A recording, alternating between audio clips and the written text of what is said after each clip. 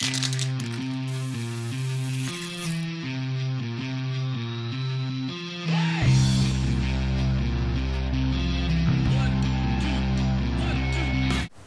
who are you? I'm Tristan. Tristan Harris, the CEO of Apture. Yeah, and it's been a while since I've interviewed you. Yep, probably about a year and a half. Yeah, it's been a long while. Yeah. Tell me again what you do, what Apture does, and where we would see Apture on the web. And sure. Then we can talk about the new stuff that you guys are working on. Okay.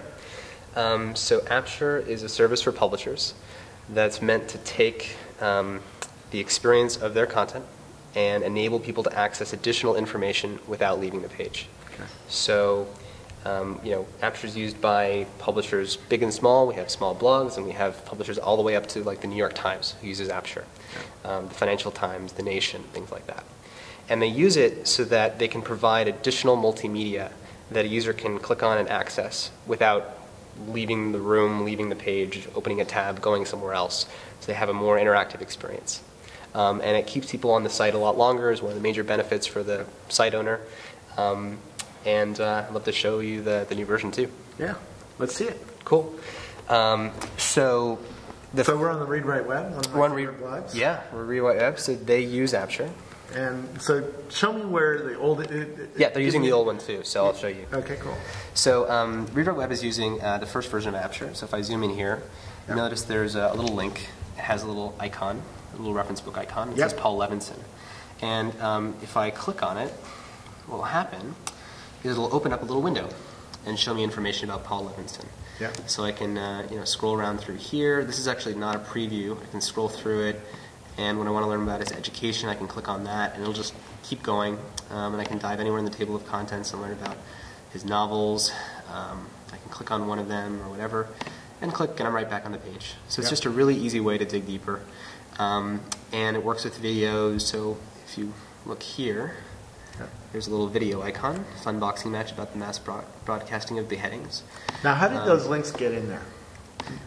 These links got in here because the editor curated them. Okay. So, the conversations we've had about curation, if you write a blog post and you want to provide additional information, you want to help the reader understand what that video is about, who that person was, you can curate a package of like a video, a photograph, a Wikipedia article, whatever it is that helps you tell your story, and you choose that media. Now, when I'm typing in the page, when I'm typing in WordPress, how do I link that? Do I just do a regular link to a video, and does it show up as a video icon then, or how do I actually make this magic happen? Yeah, we have an interface. I won't show it to you today, but we have an interface inside of WordPress where you have the bold, italic, underline link button, and then you click our Apture button, and we'll automatically search. So when you highlight, the name Robert Scoble, and you hit the Apture button, we find all this related media, and then you curate the 3 things you want, hit link, and then it creates a regular looking link in the HTML of the blog post.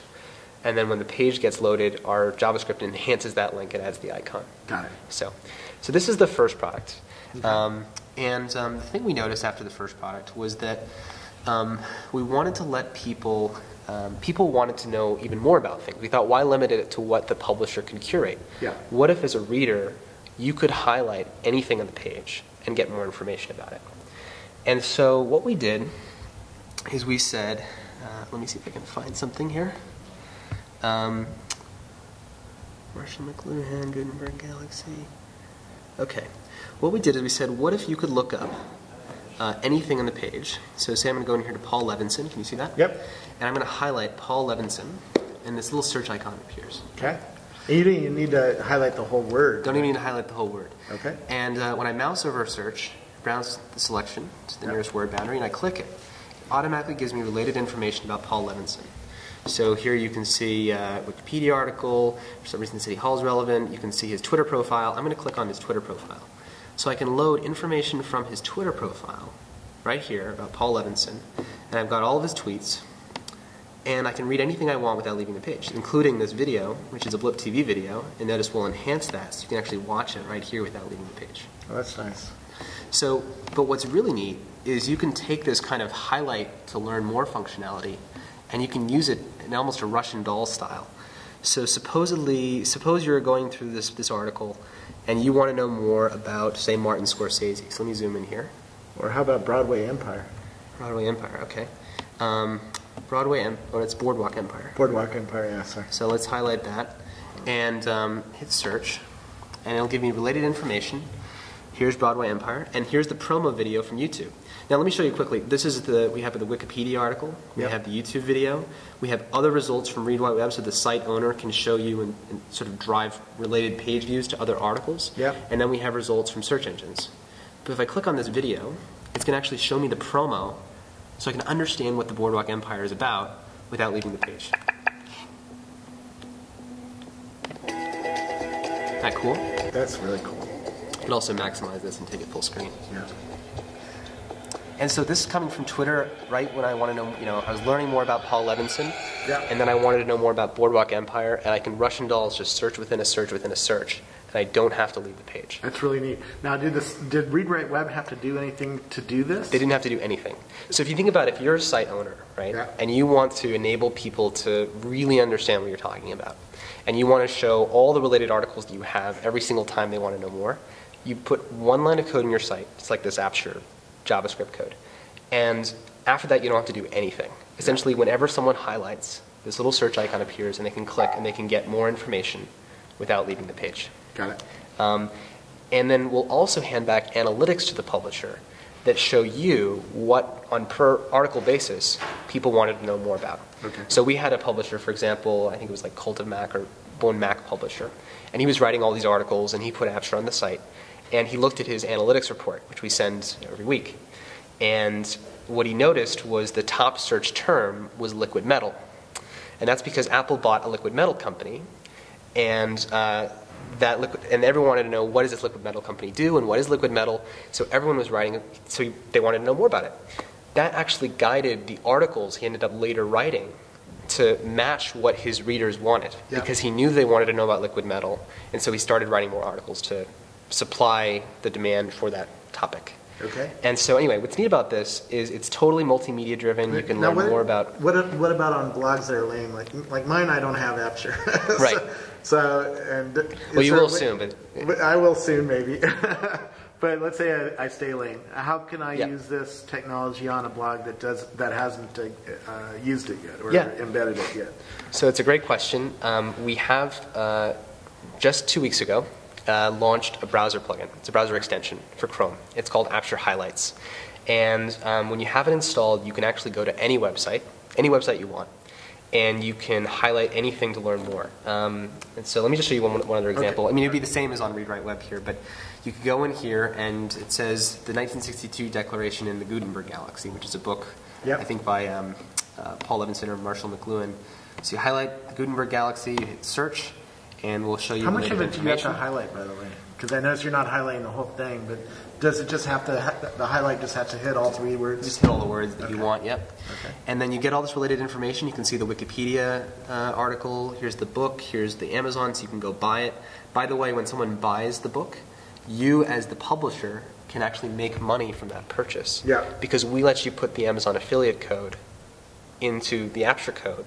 So that every single time someone buys something off of your content, you actually get the credit for it now. Whereas now, how lucrative is that for some of these publishers? Is that turning out to be interesting? We haven't actually. This hasn't been out that long. We haven't talked to publishers as much about it. But for product-driven sites, which talk about products and books and authors, think about all the times that today you highlight something like Malcolm Gladwell, and you go off to your favorite search engine. The favorite search engine benefits from you going there. And then when they go to Amazon and they buy the book, Amazon benefits from you going there. But the publisher who inspired the curiosity for that term, for that author, doesn't make any money from it. So we just see this as sort of handing back what's due to the original publisher. But let me show you how it works. So look, if I'm on Gutenberg Galaxy and I want to know more about the book, I can click on it, and we actually load the entire Google Book preview. So it just grabs a selection of the pages, and you can actually read parts of the book right here. And Google does a great job of actually linking up the table of contents. So you can actually start reading pages of the book without leaving the page. So you can imagine you come across the word Gutenberg Galaxy, you want to know more about it, and we can give you a quick snippet of the book preview right there. That's awesome. And then you can go into videos, and you can see an old interview with the 1960s here. and we'll load the video of Marshall McLuhan talking about the global village. There they are.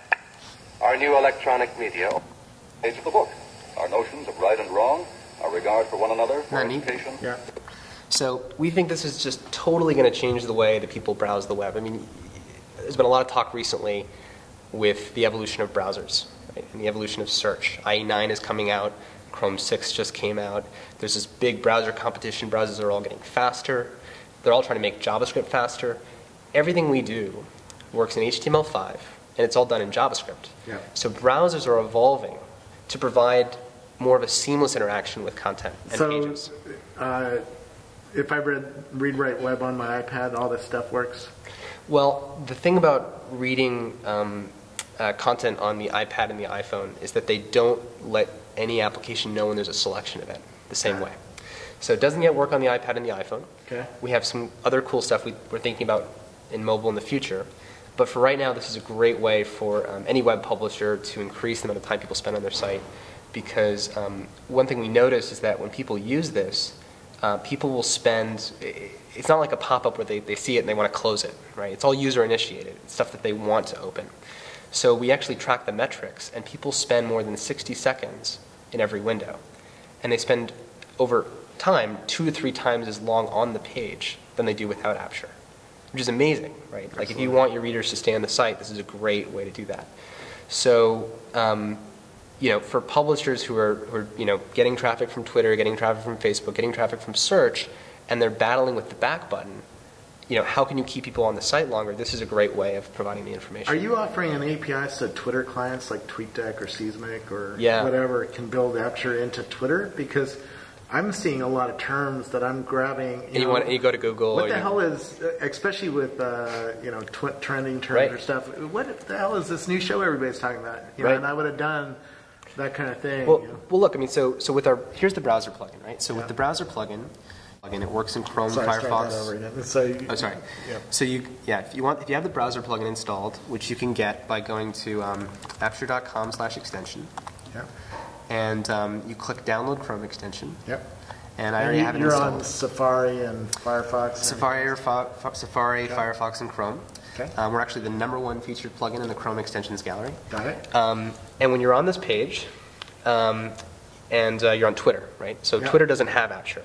But with the plugin installed, watch this, I'm going to zoom in. Here's Jason Kincaid talking about Mark Zuckerberg. Yeah. So what if I highlight Mark Zuckerberg's name inside of Twitter Yeah. and hit search? And here's more information about Mark Zuckerberg. Yeah. And I can even see his LinkedIn profile. I can go over here to his Crunchbase profile, right? And I can do the Russian dolls thing. So I can say when he was at Harvard and I want to know what Harvard is, I can double click on Harvard and hit search. Yeah. And it does the search for Harvard. And I can get photos, I can get videos, Wow. and I don't even have to leave the page. So this is right on twitter.com. It works within the native Twitter client experience. Wow. Yeah. So today, Yeah.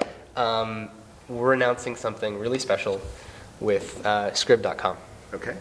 Okay. So. And we just had an interview with Scribd, so you everybody did? can go and check that out. Now, what I need is an embed right in the video. Exactly. So exactly. That's your next product, right? Yeah, exactly. Video embeds. Yeah. Well, so the cool thing about Scribd is the largest, like one of the largest repositories of documents and books on the internet, and it's all digitized. It's all sort of like YouTube for documents. It's the entire world of documents hosted by Scribd. And about 6 months ago, or maybe 4 months ago, they put 60 PhDs in the problem of converting all the PDFs and documents that they have into native HTML5. And what happens with that is that now all the text rendered in a PDF is native browser text, meaning you can highlight it just like any other text. And what's cool is we've partnered with Scribd to enable this additional multimedia dimension out of any document. So you just think about that. Like you think about books, like this big dusty pile of like books falling on a table. And you can open up any book or any textbook or like a 1975 copy of Life magazine. And in this printed Life magazine, you could, like, in the third column, highlight the word John F. Kennedy. Yeah. And you could click and you could read a speech by him, watch a video of him, without leaving, like, a book. It's like, that's how we think of how the web and how books and literacy should work, right? I mean, interactive literacy, helping kids, maintain their attention when they're reading things. Like, this is what it's all about. Yeah. So we're announcing this thing with Scribd, and I'm going to show it to you now. Okay. This is actually, believe it or not, an infographic hosted on Scribd.com. This is about the World Trade Center. Yeah. So this is an infographic, right? This is just a PDF infographic. But it's talking about all the different buildings that are going to be in the new World Trade Center Memorial. Yep. And they're talking about some different buildings. And suppose you want to go in here and learn more about Frank Gehry. So I'm going to highlight Frank Gehry. Yep. It says search. Hit search. And it's going to give me all this related information about Frank Gehry. Yeah. Now, I've got his Wikipedia article describing who he is. I've got a list of Frank Gehry buildings. I've got some New York Times information about him and some photos. So imagine I just want to get a sense of what his buildings look like. So I can click on a photo, and instantly we go to full screen Creative Commons licensed photography from Flickr and Photopedia that show you all of Frank Gehry's amazing architecture. I've interviewed Photopedia, and oh, cool. Yeah, they're great. and you can learn more about that too on my YouTube channel somewhere. We'll link that to the video again. So isn't that great? You can do that and watch this. I can even go over here. It says Santiago Calatrava. I'm going to highlight Santiago Calatrava. Yeah. Hit search. This is another Spanish architect, apparently. I learned this today when I did the demo. So you can see, his Wikipedia article, or you can go into his photos, and it shows, all of his different work around the world. And if you go into results from Scribd Network, you can even see that there's another document in Scribd's network that mentions Santiago Calatrava. So you can actually click and read more documents on Scribd about this architect. Wow. So it's a way for the publisher and for Scribd to drive more traffic. And awesome. You can even go in here to a video, and you can see him giving an interview in Spanish, translated into English. And utility, beauty, and solidity. Utilitas, venustas, and firmitas. By firmitas, he also meant perennitas, in other words, permanence in time. Isn't that great? Yeah. So imagine taking this to every textbook that's digitized and available on Scribd. Yeah. And we're even partnering or working with some book publishers. You got to put their stuff on Scribd.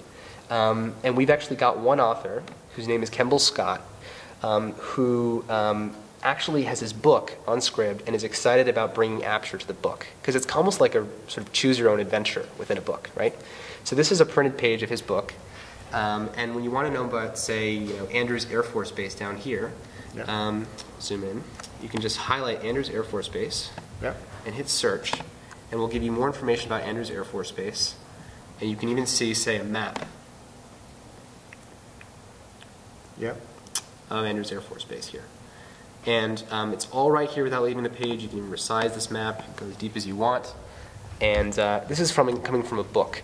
So in a book, if you encountered a person or a place and you want to see a video, can you imagine you're reading a book and a video of the thing you want to know more about pops out? No, this is really cool. It's something you can only do with HTML5. You can only do it on the web. You can only do it when browsers are making their technology faster. And it totally changes the way you read. It's like reading 2.0. That's really, really exciting. This is going to change how we look at information, right? And how we dive into it. Right. Really cool. So when you think about it... How do you make money with this, though? This cool functionality. It's cool technology. How does Apture make money with this? So it's free for publishers of all sizes. Right? So we have, you come to our website, you get a line of code, you put it on your site, and it just works. For larger publishers, what we do is we actually insert a small search advertisement in the search results. So just like Google or Bing or whatever, you search, and there's always an ad right next to the search results. We'll embed an ad from time to time in the results, and that's how we make money. And then for publishers who don't want the ad, we can do a version without ads for a small licensing fee per month, and that's how we make money. Very cool. But what's neat about this, if you think about it from, it creates these business opportunities for publishers to keep people engaged in their site, to really increase their engagement numbers and their click-through rates, driving page views. But in a larger sense about the web, what's exciting to me about it is the thing that's made the internet powerful is not the content, it's not the document, it's not the page you go to. It's the fact that that page is connected to other things. So the thing that makes the web powerful is connections, right? The epitome of, the flattest of the flat is documents and books and things like that. So what we're essentially enabling is connections where there were no connections before. Like today, there's only links and connections when the publisher hyperlinks a word, and they put a little blue hyperlink in. But there's all these places where you want to know more, and there is no blue hyperlink. Yep. We're essentially enabling, pseudo or infinite browsing, infinite searching, infinite hyperlinks to any information you want. So it just, when you think about that, the power of that. You're going to do what Google did to search a couple weeks ago. So you're studying where I'm putting links on a page. You're studying what I really wanted to click on and what didn't have a link. Exactly. Could you tell the publisher you're not linking these things up and you should have? That's exactly what. Or can you suggest things like, can you put links on the page where you think I would actually click and on things? That's the direction we're heading. Okay. Is to use this whole amazing technology to bring this information to people. Use all the aggregate information to help publishers improve the way that they write stories. Just like we helped. So there's explicit ways to do that, where we hand you analytics and we say, hey, liquid metal is the most popular term in your site that people want to know more about, right? Yeah. But then there's implicit ways where just based on reader behavior and 100 people highlighting the same thing, there are different things we can do to help a publisher optimize their pages around that content. Yeah. So when you really think about it, it's like it really changes the dynamics of how publishing content works. What used to be static and flat now gains these other dimensions that are up to date, right? Because these searches are always changing. Like Kemble Scott, who wrote this book, he actually wants to republish his book from time to time because in a digital medium, in an e-literacy or e-books medium, what's different is it doesn't take 18 months to get something from a Word document into print on a bookshelf, right? You can actually update your book. This takes that to the next level because now every day when you search for something, we're going to start showing real-time results from Twitter and things like that.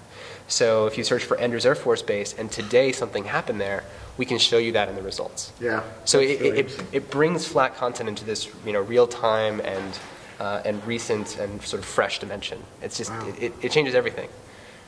Wow, it's cool. Yeah. I want to try it. Cool. Where do we try it? So if you want the browser plugin, browser extension, you can go to apture.com/extension. Yeah. If you want to put this on your website, which we hope you do, you go to apture.com and enter your URL, and we'll give you a little code. You put it on your site, forget about it, and suddenly people stay on your site longer, and we hand you a report about every week. Very cool. So, thank you so much. No, thank you for coming. Cool stuff.